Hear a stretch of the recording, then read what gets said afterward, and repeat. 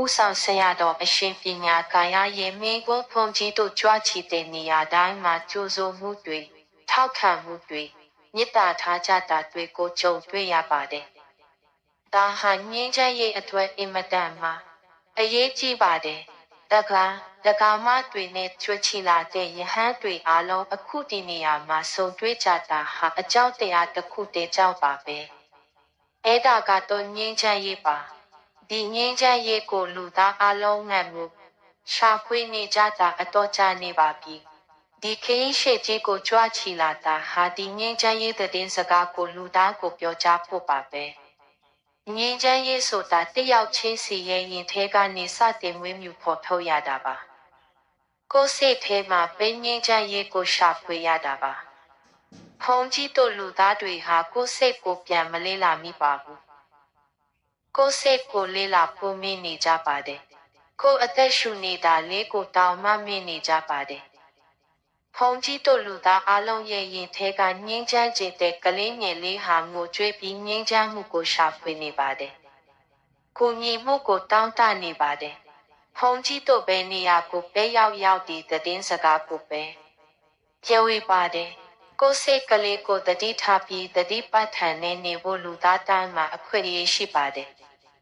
တတိမရှိရင်ပဲသူမှငြိမ်းချမ်းရေးကိုမရနိုင်ပါဘူး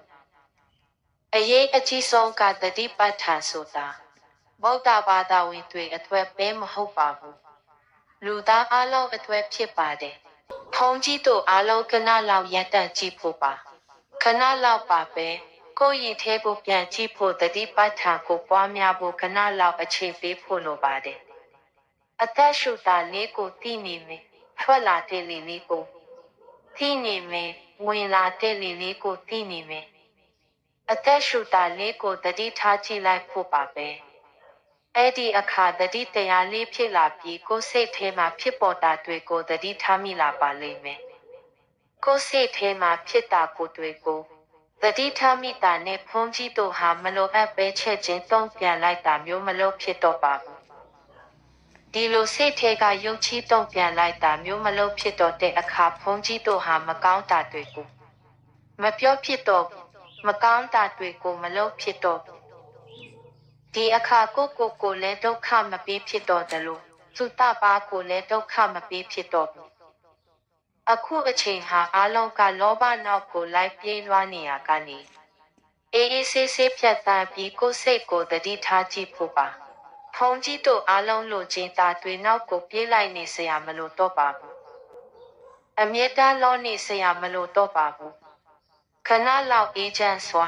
ဖြတ်သန်းလိုက်ဖို့ပါပဲ။ဟုတ်ပါတယ်။ဘုန်းကြီးတို့ဘဝမှာရှင်သန်ဖို့လိုအပ်ချက်တွေရှိပါတယ်။ဒါပေမဲ့ရှင်သန်ဖို့လုံလောက်ပြီးဆိုတဲ့တတိလေးကိုထားနိုင်မှရပ်တန့်နိုင်မှာဖြစ်ပါတယ်။ဘယ်အခါမှလုံလောက်ပြီးဆိုတာမသိရင်လိုချင်တာတွေနောက်အမြဲပြေးလိုက်နေအောင်မှာပါပဲ။ဟုတ်ပါတယ်။ဘုန်းကြီးတို့ဘဝမှာရှင်သန်ဖို့လိုအပ်ချက်တွေရှိပါတယ်။ဒါပေမဲ့ရှင်သန်ဖို့လုံလောက်ပြီးဆိုတဲ့တတိလေးကိုထားနိုင်မှရပ်တန့်နိုင်မှာဖြစ်ပါတယ်။ဘယ်အခါမှလုံလောက်ပြီးဆိုတာမသိရင်လိုချင်တာတွေနောက်အမြဲပြေးလိုက်နေအောင်မှာပါပဲ။အဲ့ဒီအခါကိုယ်တိုင်ပဲဒုက္ခတွေကိုခံစားရမှာပါ။လူတိုင်းဟာကိုယ်လက်ထဲမှာရှိတဲ့ထမင်းတစ်စုံနဲ့မကျေနပ်နိုင်ပဲ၍သုံး၍ခဲတွေအများကြီးရှိဖို့ကြိုးစားနေရင်ပဲတော့မှာမငြိမ်းချမ်းတော့ပါဘူး။မေတ္တာဂရုဏာနဲ့တတိတရားသာမရှိရင်လူသားတွေဟာဘယ်တော့မှငြိမ်းချမ်းနိုင်မှာမဟုတ်ပါဘူး။